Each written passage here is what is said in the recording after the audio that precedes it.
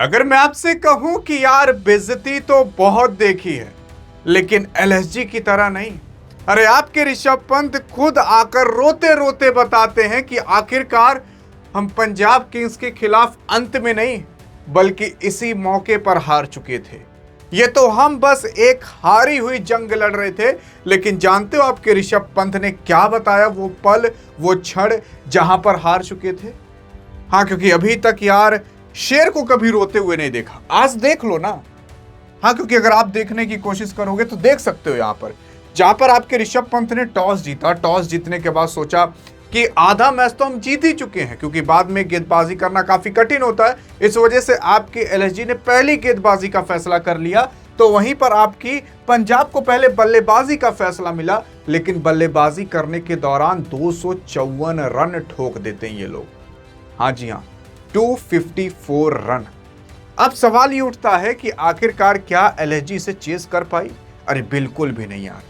आपके ऋषभ पंत बताते हैं कि शुरुआत में जब एक विकेट गिर जाता है प्रभा सिमरन सिंह का, तो हमें यह लगता है कि हमने मैच में बढ़त हासिल कर ली है, क्योंकि उस प्लेयर का विकेट गिराते हैं जो पिछले मुकाबले में 80 रन नाबाद मारकर आया है।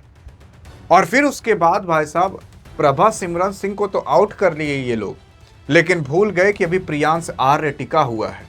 जहां पर ऋषभ पंत को एक अच्छे बॉलर से गेंदबाजी करानी चाहिए थी, तो वहीं पर ये एडम मार्करम से करा देते हैं, और वही ऐसा ओवर होता है जो पूरे मोमेंटम को शिफ्ट कर देता है पंजाब किंग्स की ओर।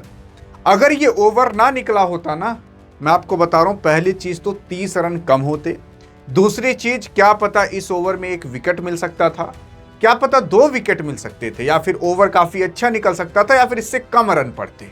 अब देखो इस ओवर में कितने रन पड़े थे, 3 छक्का, लास्ट में 2 छक्का, मतलब 30 रन तो ऐसे ही बन गए, एक वाइड से एक वैसे रन, मतलब टोटल 32 रन बने थे। मतलब आप इस ओवर में 50 पर हो तो अगले ही ओवर में आप 80 तक पहुंच जाओगे। ऐसा मोमेंटम शिफ्ट हुआ था पंजाब किंग्स की ओर। और जब पता चल गया प्रियांश आर्य और कॉपर कॉलोनी को कि अब हमारी तरफ मोमेंटम आ गया है, तो उस मोमेंटम को इन लोगों ने और तेजी से अपनी ओर खींच लिया, और ऐसा खींच लिया कि भाई साहब आप देख सकते हो कि प्रियांश आर्य ने अकेले केवल 37 पर 93 मारा, तो कॉपर कॉलोनी ने 46 पर 87 मारा।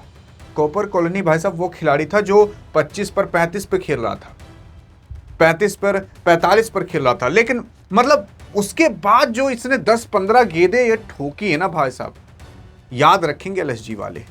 और ये भाई साहब 2 भाई दोनों तबाही निकल गए। पहले प्रियांश आर्य और प्रभा सिमरन सिंह टिकते थे, अब प्रियांश आर्य और कॉपर कॉलोनी टिकते हैं।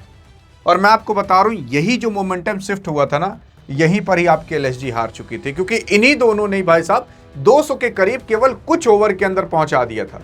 12-13 ओवर के अंदर तो ये 180-190 पर खेल रहे थे। ये लोग को ठोकना चाहिए था कम से कम 300, ये तो 254 पर पता नहीं कैसे रुक गए। अब देखो ना, यहां पर आपकी प्रीति जिंटा उदास है इतना रन मारने के बाद, क्योंकि इसका शतक नहीं हो पाया।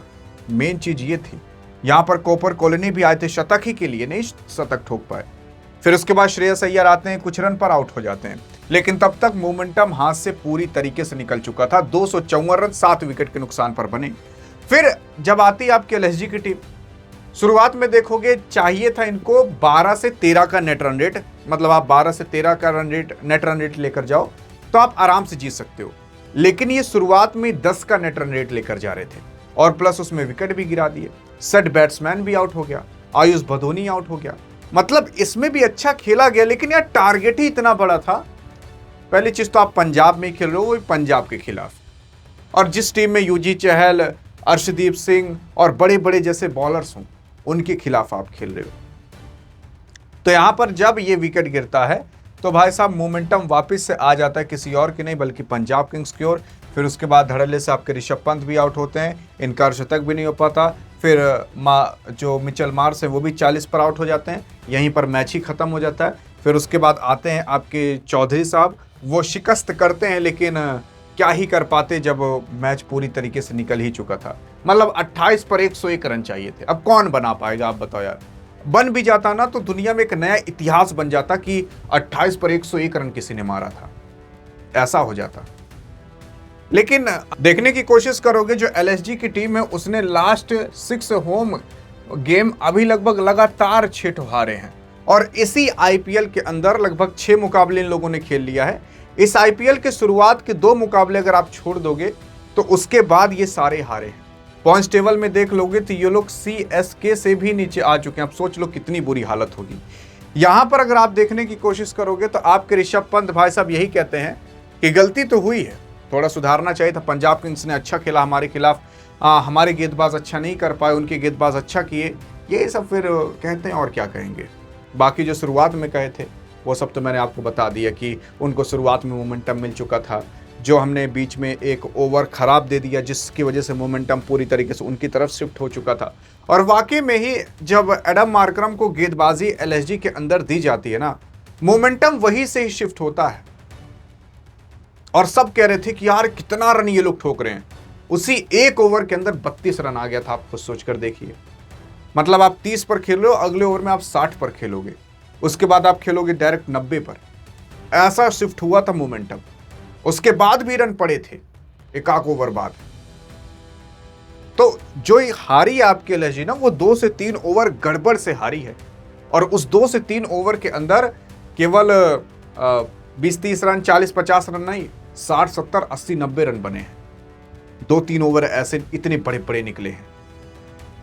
और इसी वजह से कहा जा रहा है भाई साहब, आपके ऋषभ पंत अब अगर नहीं जीते तो फिर उम्मीद छोड़ दें कि हम भी क्वालिफाई हो सकते हैं। अब जब मतलब पॉइंट्स टेबल में 8वें नंबर पर आ चुके हैं, नीचे से दूसरे तीसरे नंबर पर ये टॉप कर रहे हैं। और अब बहुत ज़्यादा मुकाबले भी इन सबके पास नहीं बाकी हैं। धीरे धीरे दिन बीतता चला जा रहा है। 14 मुकाबले सबको खेलने को मिलते हैं, उसमें से लगभग आपको जीतना रहता है। शुरुआत में ही आप लगातार 4-4 हार गए तो आपको अब लगातार जीतना है।